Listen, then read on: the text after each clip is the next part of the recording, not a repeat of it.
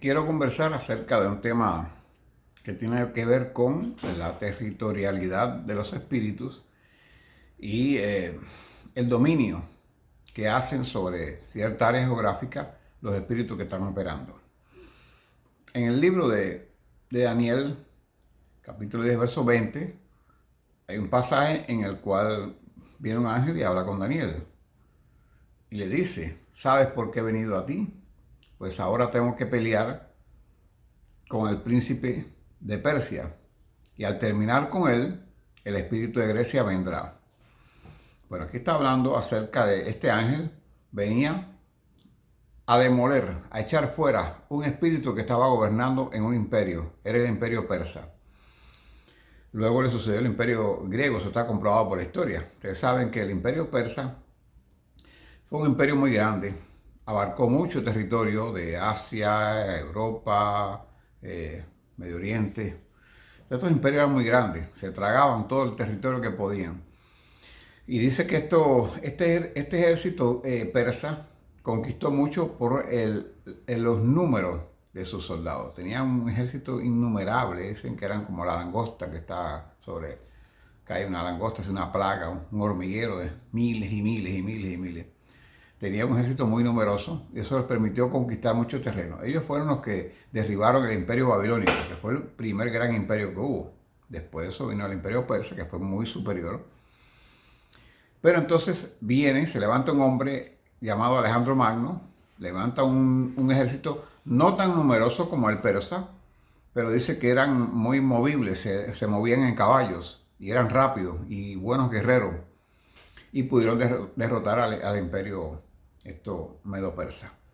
Pero como usted sabe que hay detrás de esto un contexto espiritual, está hablando, el ángel dice: vengo para luchar contra el espíritu de Persa. Y cuando lo eche fuera, que lo vence, entonces el espíritu de Grecia vendrá.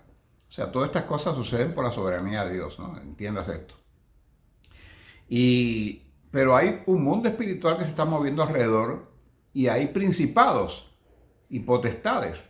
Mire, hay un nivel de jerarquía en el mundo espiritual. Los demonios son los que están aquí debajo. Bueno, usted ve el caso del endemoniado Gadareno. Jesús le echa fuera y ellos estaban dentro de aquel hombre y le dice: ¿cómo te llamas? No, me llamo Legión porque somos muchos. Eran demonios. Pero ya los principados y las potestades están en otra jerarquía, son los que gobiernan a estos demonios.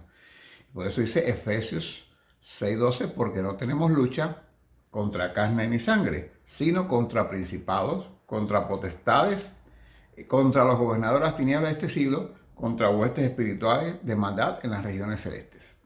Entonces, hay un nivel espiritual de espíritu. Lo mismo que en los ángeles de Dios hay arcángeles. Está el arcángel Gabriel, el ángel Miguel. Hay una serie de ángeles y arcángeles que tienen jerarquías.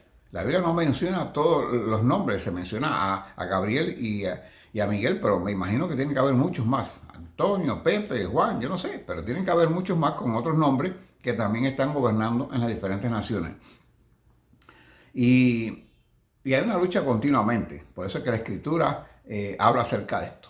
Entonces en Efesios 3, versículo 10 dice: para que la multiforme sabiduría de Dios sea ahora dada a conocer por medio de la iglesia, fíjese, a los principados y potestades en los lugares celestiales. O sea, vuelve a hablar de los principados y las potestades en lugares celestiales, no aquí en la tierra. Gloria al Señor para siempre. ¿Por qué motivo? Porque mire, nosotros no estamos llamados a predicar a los ángeles, no le vamos a predicar el evangelio porque los ángeles no tienen salvación, ¿entiendes? Sino simplemente le vamos a testificar, como dice, para que sea dada a conocer por medio de nuestras acciones. No es que le vamos a hablar: oye Ángel, mira, Dios hizo esto. No, ellos están oyendo. Cuando usted se para en una esquina y le predica a un individuo, los ángeles que están cerca están oyendo, sean ángeles buenos, sean ángeles malos, están oyendo. Y por medio del testimonio de lo que Dios ha hecho en nuestras vidas es que nosotros le testificamos a las autoridades y a los principados y a las potestades la sabiduría y el amor de Dios que Dios tiene en su corazón, porque Dios es amor. Dice que Dios no tiene amor, Dios es amor, es muy diferente. Entonces, ¿por qué le decía que los ángeles no tienen salvación? Ya, quizá a mucha gente le choque eso. Hay cada cada criterio a veces que yo oigo, que si se van a salvar los perritos, que si se van a salvar el osito, que se va a salvar la cigüeña. Bueno, Dios tiene un plan y el plan es con nosotros, con los seres humanos. ¿Y por qué motivo no? La Biblia no habla de ningún tipo de redención para los ángeles, sino que los ángeles que se rebelaron ya están condenados para ser echados en el lago que arde con fuego y azufre, porque el ángel no tiene motivo para rebelarse a Dios. Fíjese que el ángel opera en un universo diferente por completo a nosotros los humanos. El ángel está en un paraíso donde la Biblia describe que no hay enfermedad, no hay dolor, no hay tristeza, no hay pecado. Por lo tanto, si no hay pecado, no hay un ladrón, tú puedes dormir con la puerta abierta, nadie te va a robar porque no existe pecado. Entonces, en medio de esa bonanza, no se entiende, no se comprende que un ángel o nadie se vaya a rebelar contra Dios si Dios le ha dado todo, ¿no? La vida eterna, vivir eternamente y tener una bondad, una bonanza por la eternidad, sin enemigos, sin pleito, sin discusión. Hay personas que llegan a la casa ahora pelean con la esposa, llegan al trabajo, se fajan con el jefe, pero en un mundo, en un universo donde usted no va a tener una de esas cosas, no hay motivo para rebelarse. Pero ellos lo hicieron. O sea, ese grupo, la tercera parte, dice, de los ángeles se rebelaron contra Dios. Y no es el caso, por ejemplo, de nosotros los humanos. ¿Por qué motivo? Porque nosotros los humanos, por ejemplo, pues tenemos la herencia del pecado de Adán. Eso está en nuestros genes. Adán pecó y nosotros descendemos de Adán y heredamos por genes. Recuerde que los rasgos genéticos del ADN, todo eso se hereda. Aunque usted diga, bueno, Adán no será familia mía, sí, sí lo es. Sí lo es. Todos los hombres somos familia.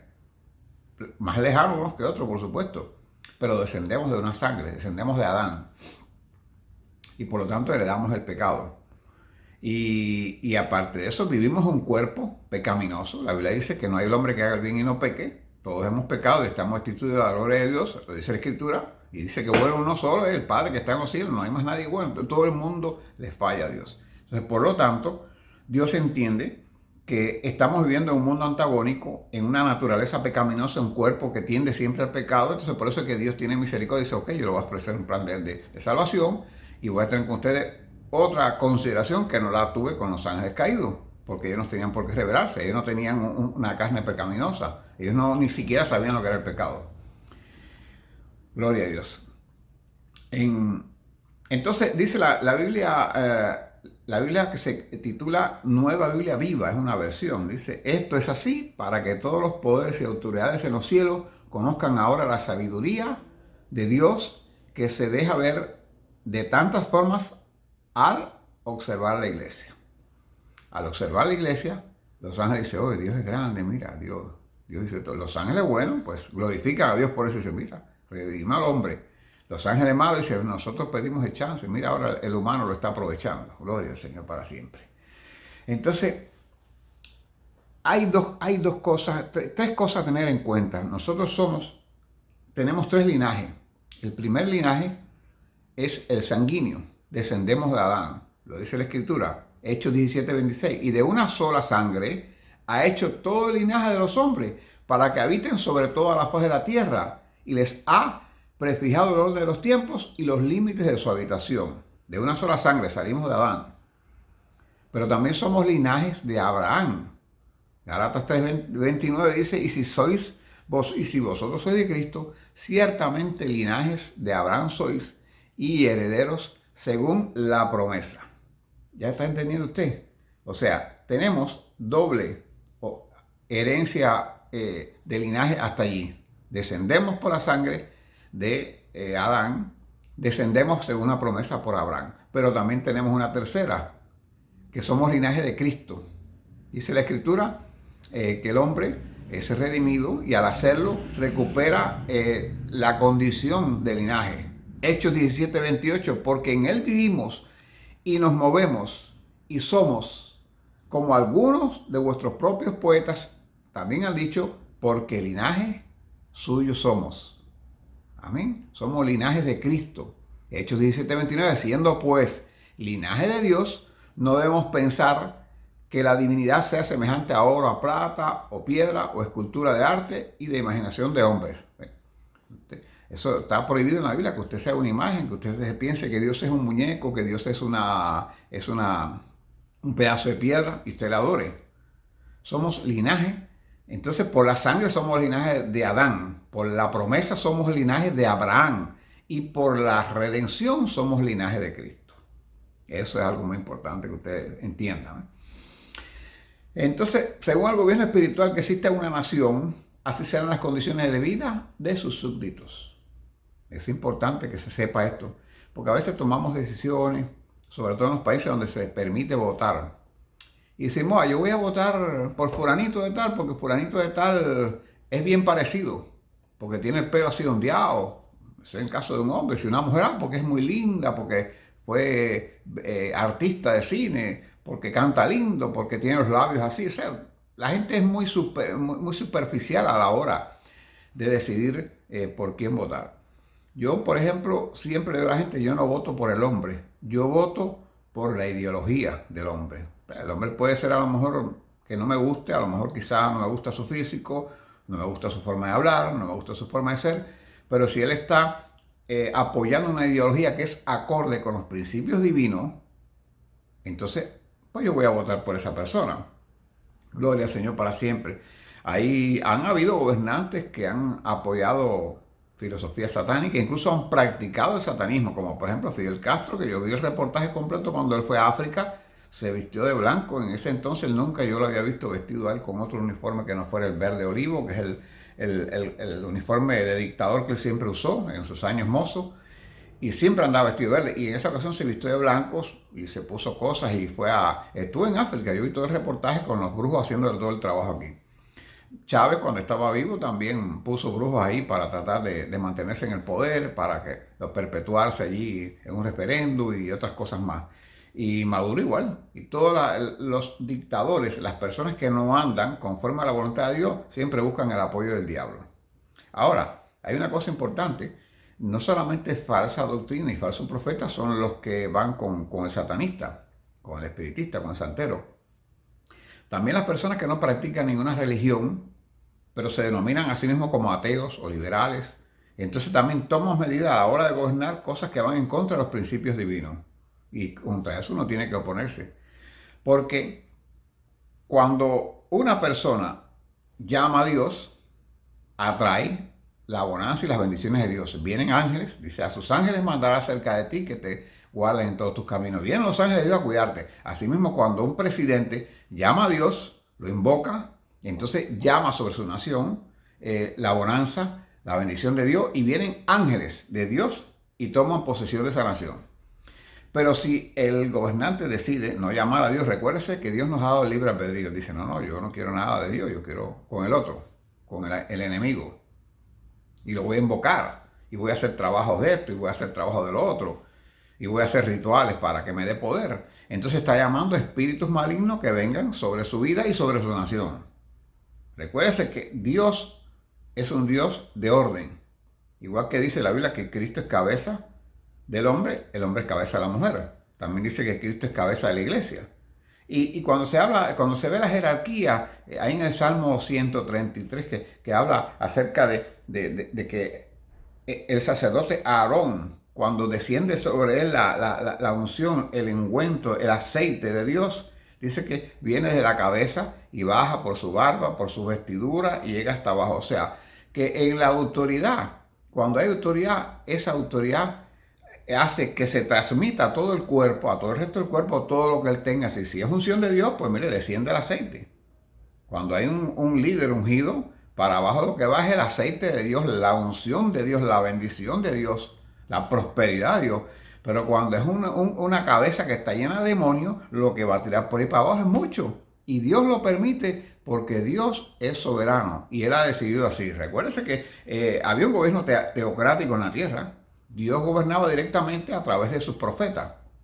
Se le aparecía y le decía, no, hagan esto, hagan lo otro. En la forma de Cristo. Porque Dios a nadie, dice la Biblia que a Dios nadie le vio jamás. El unigénito del Padre, Él le ha dado a conocer. O sea, el Cristo es el que se ha aparecido siempre, el Hijo, en forma divina, en forma espiritual, y se conectaba allí con los profetas y le decía, hagan esto, hagan lo otro. Un día dijeron, no queremos más teocracia, queremos un rey como las demás naciones. Entonces Dios dijo, ok, pues así van a hacer. Y el profeta protestó, dice, no, porque mira que me están desechando. Y no, no te han desechado a ti, me han desechado a mí. Entonces Dios lo estableció así de esa forma. Ahora un gobierno humano, los hombres eligen a su gobernante, pero Dios está ahí. Dice la Biblia que Dios quita y pone reyes, Dios está ahí. Y entonces, si Dios quiere que un gobernante esté, Dios lo va a hacer.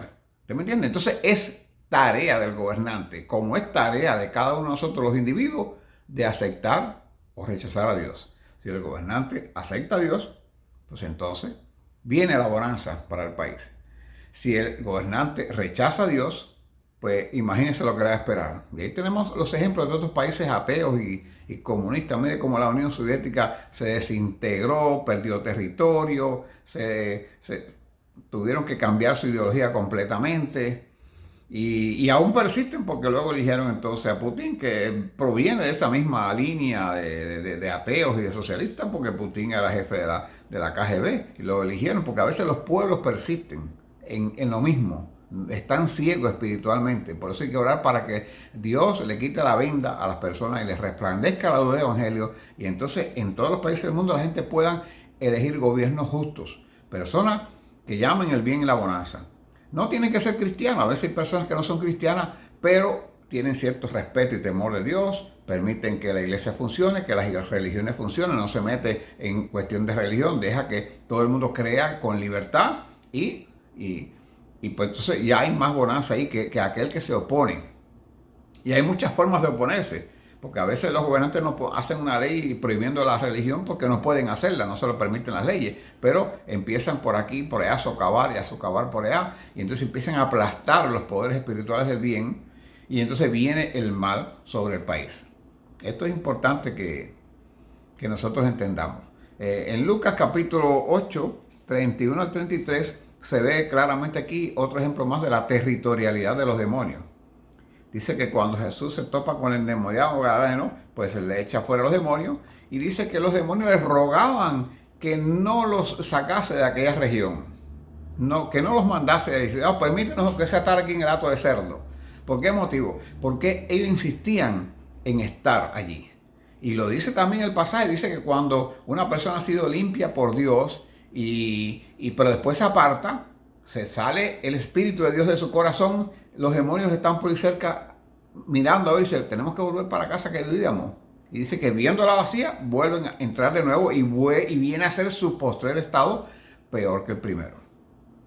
Ellos no querían irse del territorio porque Satanás le asigna territorios a ellos, como también Dios le asigna a sus ángeles, ángeles de naciones, se le llaman los ángeles de las naciones. Ángel que protege a Israel, ángel que protege a Estados Unidos, ángel que protege al otro. Y entonces ellos tienen asignado por Satanás, lo mismo que Dios asigna ángeles para hacer el bien en un área, Satanás asigna también demonios, potestades, principados, para que estén en ese lugar tratando de hacer el mal, de hacer que se incline el ser humano al mal y tratar de llevar el mayor número de personas al infierno. Entonces por esa razón es que ellos no quieren irse en lugar, porque si además de eso se van, seguramente Satanás lo castiga. Le dice, no cumpliste la misión que te di, déjate echar fuera, y lo castiga. Entonces, es importante que entendamos, hermanos, de que hay un mundo espiritual que no podemos ignorar.